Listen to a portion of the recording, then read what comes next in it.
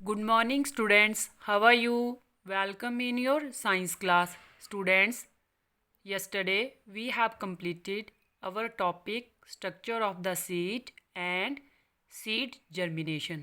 So today we will read from page number 18 and our topic is reproduction by different parts of the plant. हाँ जी बेटा, आज हम page number 18 से reading करना शुरू करेंगे और हमारा जो टॉपिक है वो क्या है कि कैसे जो है reproduction different parts of the plants में होती है। ठीक है, तो रीडिंग शुरू करेंगे। In many plants reproduction takes place through other parts of the plant, कि बहुत सारे ऐसे प्लांट्स हैं जिनमें जो है रिप्रोडक्शन जो है प्लांट्स के अदर पार्ट्स के द्वारा होती है। A new plant can grow, और एक जो नया प्लांट ग्रो करता है वो कैसे करता है?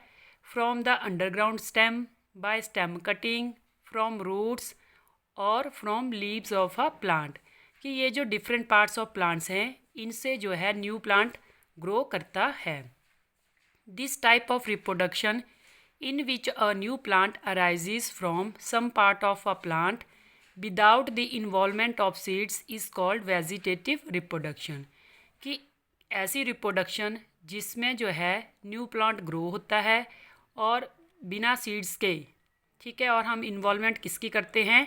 Parts of a plant. तो ऐसी रिप्रोडक्शन को क्या बोलते हैं? Vegetative reproduction. तो नेक्स्ट टॉपिक है हमारा वेजिटेटिव रिप्रोडक्शन।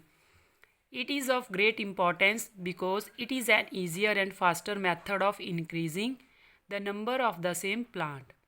हाँ जी, बोल रहे हैं जो वेजिटेटिव जो रिप्रोडक्शन है इसकी इम्पोर्टेंस ये हमारे लिए इम्पॉर्टेंट है। क्यों? क्योंकि ये ईजियर और फास्टर मेथड है जिससे हम नंबर ऑफ सेम प्लांट जो हैं ग्रो कर सकते हैं। It also helps to grow plants like banana which bear no seeds, और वेजिटेटिव रिप्रोडक्शन की हेल्प से हम न्यू प्लांट ग्रो कर सकते हैं। फॉर एग्जांपल इन्होंने दिया है बनाना का, कि बनाना के अंदर जो है सीड्स नहीं होते, फिर भी हम बनाना जो प्लांट है वो ग्रो कर लेते हैं। Let us now study how the different parts of a plant are involved in the process of vegetative reproduction.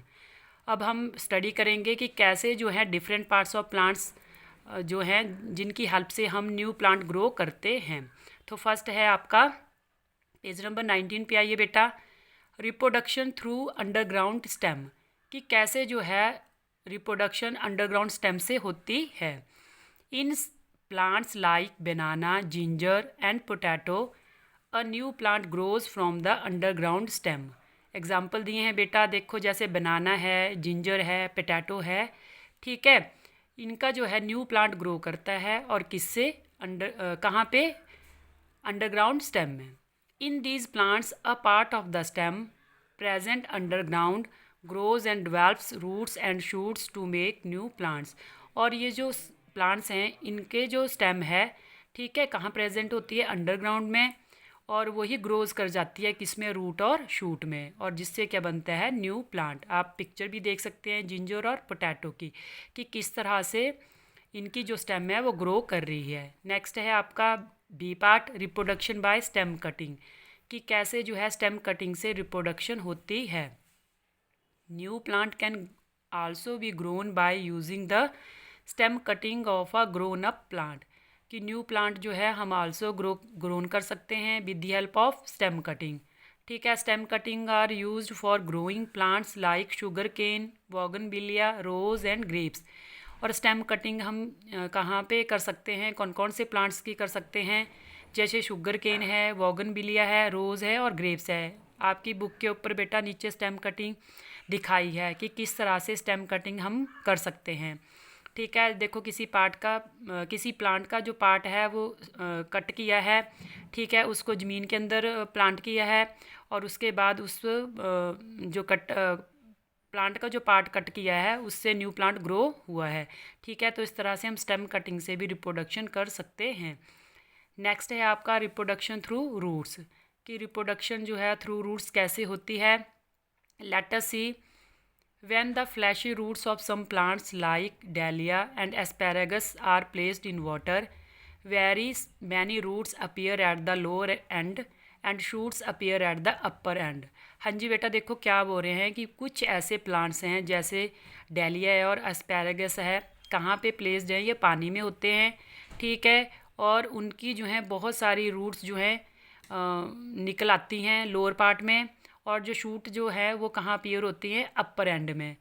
अब एग्जांपल नेक्स्ट दिया है इन्होंने, in sweet potato new plants arise from its roots itself, कि जो sweet potato है उसमें भी जो है रूट्स से अपने आप न्यू प्लांट्स अराइज हो जाता है। आप एग्जांपल बुक के ऊपर जो डायग्राम बनी है उनको देख सकते हैं कि किस तरह से रूट्स जो हैं ये रिप्रोडक्शन, रूट्स के थ्रू जो है रिप्रोडक्शन हो रही है। डालिया दिया है और दूसरी तरफ आपका स्वीट पोटैटो। नेक्स्ट आइए बेटा, पेज नंबर 20 पे आइए। अब है रिप्रोडक्शन थ्रू लीफ, कि किस तरह से रिप्रोडक्शन थ्रू लीफ होती है। In plants like bryophyllum new young plants arise from the notches of the leaves where some buds are present, कि ब्रायोफाइलम में एक एग्जांपल लिया है इन्होंने कि इससे भी जो है न्यू यंग प्लांट अराइज हो जाता है, ठीक है। और कहाँ से होता है, लीव्स से, ठीक है। और लीव्स के ऊपर क्या प्रेजेंट होते हैं, small birds. These small birds get detached from the leaf and develop into new plants, कि वही जो स्मॉल बर्ड्स हैं वो लीफ से अलग हो जाते हैं और उन्हीं से क्या बन जाता है, आपका न्यू प्लांट्स। तो आप एक डायग्राम देख सकते हैं किस तरह से। एक तरफ फर्स्ट वाले डायग्राम में देखिए बेटा, ब्रायोफाइलम की जो लीव्स हैं वो दिखाई गई हैं, ठीक है। और दूसरी तरफ ब्रायोफाइलम का डायग्राम होल दिखाया है कि किस तरह से इसकी लीव्स के ऊपर जो हैं वो बर्ड्स प्रेजेंट हैं, और वही जो बर्ड्स हैं वो डिटैच होके क्या डेवलप करते हैं, न्यू प्लांट्स। अब नीचे आइए बेटा, we can thus say that different plants reproduce either through seeds or from some other parts of the plant. अब बोल रहे हैं कि हमने पढ़ा या हम कह सकते हैं कि डिफरेंट प्लांट रिप्रोड्यूस करते हैं, कि प्लांट्स में भी रिप्रोडक्शन होती है, या तो वो सीड्स के द्वारा हो रही है या प्लांट्स के अदर पार्ट्स की हेल्प से हो रही है। They maintain their number and race through an appropriate method of reproduction, और इसी तरह से वो नंबर ऑफ प्लांट्स की जो है वो मेंटेन करते हैं, और इस तरह से अप्रोप्रिएट मेथड ऑफ रिप्रोडक्शन की हेल्प से न्यू प्लांट्स को ग्रो करते हैं, ठीक है। तो इस तरह से ये थी आपकी reproduction through different parts of the plants. Okay, next जो टॉपिक है आपका वो हम कल रीड करेंगे। आपने पेज नंबर जो आपका आज हमने रीड किया है 18, 19, इसको अच्छे से रीड करना है। जो डिफ़िकल्ट वर्ड्स लगेंगे इनको अंडरलाइन करना है। ओके।